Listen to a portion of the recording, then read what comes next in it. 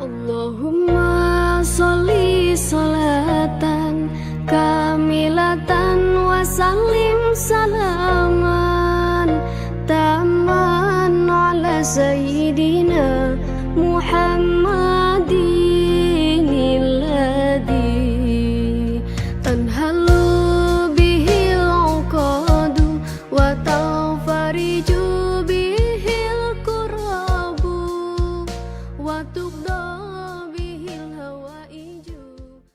Assalamualaikum warahmatullahi wabarakatuh. Alhamdulillahilladzi anzala al-Qur'an khalaqal insan 'allamahul bayan. Wa nusalli wa nusallimu ala habibina al-Mustafa Rasulillah sallallahu alaihi wasallam khairul anam wa syafi'una yawmaz ziham. Kaum muslimin, kaum muslimat yang dirahmati oleh Allah Subhanahu wa taala. Keberkahan dalam kehidupan kita itu tidak bisa jauh, tidak bisa lari daripada Rasulullah sallallahu alaihi wasallam. Rasulullah sallallahu alaihi wasallam sosok pribadi yang disukai oleh siapapun yang melihatnya. Sebab Rasulullah sallallahu alaihi wasallam penuh dengan akhlak yang mulia. Dan Allah Subhanahu wa taala memuji baginda sallallahu alaihi wasallam dengan akhlak yang mulia itu. Wa innaka la'ala khuluqin 'azim. Sungguh ya Rasulullah, engkau berada di akhlak yang terpuji, yang paling agung. Bahkan sebagian mufassir mengatakan bahwa Rasulullah itu sendiri lebih mulia berbanding akhlak itu sendiri. Dan baginda sallallahu alaihi wasallam menyatakan, kalau kita ingin melahirkan anak-anak yang punya akhlak, anak-anak yang berkah dalam kehidupannya, maka tidak ada jalan lain melainkan kita mengajarkan anak-anak kita untuk dekat dengan Rasulullah sallallahu alaihi wasallam. Sehingga dalam satu hadis yang hasan Nabi menyampaikan, "Addibu auladakum bil Qur'an, addibu auladakum bihubbi wa bihubbi ali baiti wa bil Qur'an." Atau kama qala sallallahu alaihi wasallam. Kata Nabi sallallahu alaihi wasallam, maka ajarkan anakmu, berikan adab anakmu, berikan etika anakmu dengan apa? Yaitu ajarkan anakmu untuk mencintai baginda sallallahu alaihi wasallam, mencintai keluarga baginda sallallahu alaihi wasallam, dan yang terakhir mencintai Al-Qur'an. Kenapa? Ada apa korelasi antara Rasulullah antara Rasulullah sallallahu alaihi wasallam dengan keluarganya dengan Al-Qur'an? Sebab memang aplikasi daripada Al-Qur'an itu yaitu baginda sallallahu alaihi wasallam dan keluarga baginda sallallahu alaihi wasallam itu aplikasi daripada Al-Quran.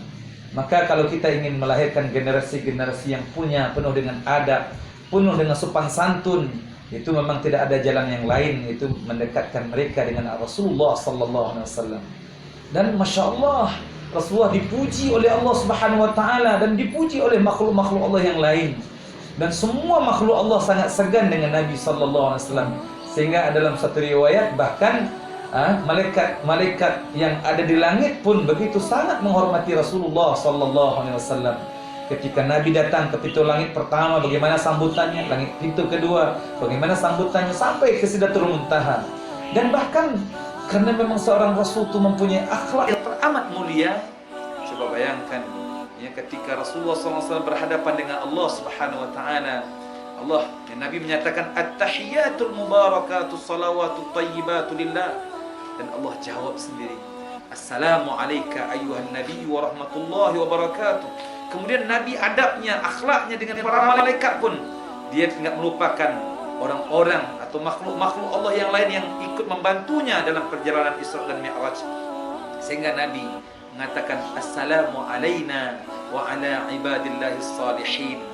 Di sini kita melihat bahwa kepribadian Rasulullah SAW itu adalah kepribadian yang teramat indah. Itu kepribadian yang penuh dengan sopan santun yang hebat.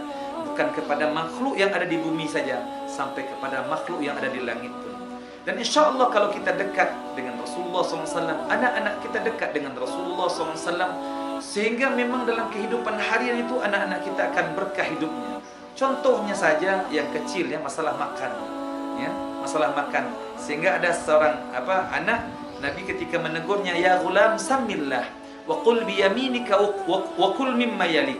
Wahai anak kecil, ya ghulam, Nabi ajak dengan anak kecil, wahai anak kecil, boy, kalau bahasa sekarang boy, makanlah dengan mengucapkan bismillah. Kemudian makanlah dengan yang paling dekat olehmu. Mestinya jangan menjangkau yang jauh, jangan mengambil yang jauh, yang dekat-dekat. Dan kemudian makanlah dengan tangan kananmu. Coba lihat, Rasulullah pun dalam masalah makan diajar dengan cara yang terbaik. Belum lagi masalah bagaimana kita bermuamalah dengan orang tua, bermuamalah dengan tetangga, bermuamalah dengan yang lain, Masya Allah. Dan insya Allah orang-orang yang dekat dengan Rasulullah, dengan keluarga Rasulullah, mencintai Rasulullah, mencintai keluarga Rasulullah, dan mencintai Al-Quran, maka generasi inilah yang akan menjadi generasi yang diberkahi oleh Allah Subhanahu wa Ta'ala. Generasi yang disukai oleh siapapun, sebab yang ditonjolkan di situ akhlak. Dan akhlak ini ibaratnya siapapun akan suka dengan orang yang berakhlak. Hatalah minta maaf, penjahat pun, ini mafia pun, ya, dia akan suka dengan orang yang berakhlak, dengan orang yang bermuka senyum penuh dengan senyuman, yang melayannya dengan kebaikan, dengan hati yang lapang.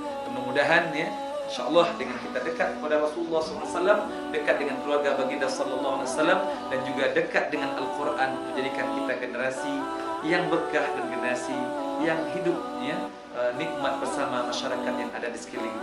Itu saja, mudah-mudahan sedikit ini menjadi inspirasi kepada kita semua untuk menjadi orang yang senantiasa berkah dalam hidup kita, itu dekat dengan Rasulullah, dekat dengan keluarga Rasulullah, dan dekat dengan Al-Quran. Assalamualaikum warahmatullahi wabarakatuh.